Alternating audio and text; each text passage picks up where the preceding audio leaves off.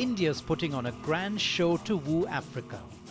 A lavish spectacle illustrating their historical and cultural ties, but with an eye to the future in the hope of generating prosperity for both. It's a summit that's unprecedented in scale, with a record number of African leaders taking part. From powerful ones such as South Africa's Jacob Zuma, to controversial ones such as Zimbabwe's Robert Mugabe, now in his 90s but still in charge, and Sudan's President Omar al-Bashir, who faces charges in the International Criminal Court.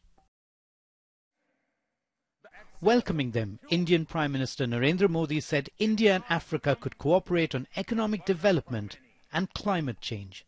We will also deepen India-Africa partnership on clean energy, sustainable habitats, public transport, and climate-resilient agriculture.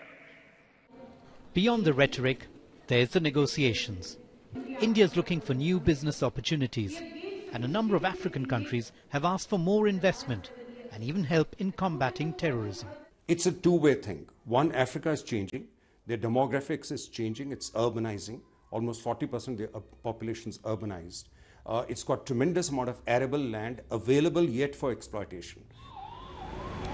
It's been 32 years since India organized a summit of this scale.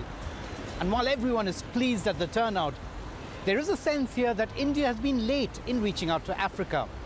Like China, India is interested in Africa's rich reserves of natural resources. But while India's annual trade turnover with Africa is worth $72 billion, China does business worth $200 billion. A number of Africans travel to India for medical treatment and to study, both at a fraction of what they would have to pay in the West. But now India wants to extend this limited engagement. The question is whether its renewed focus on Africa will bear fruit. Sanjoy Majumder, BBC News, Delhi.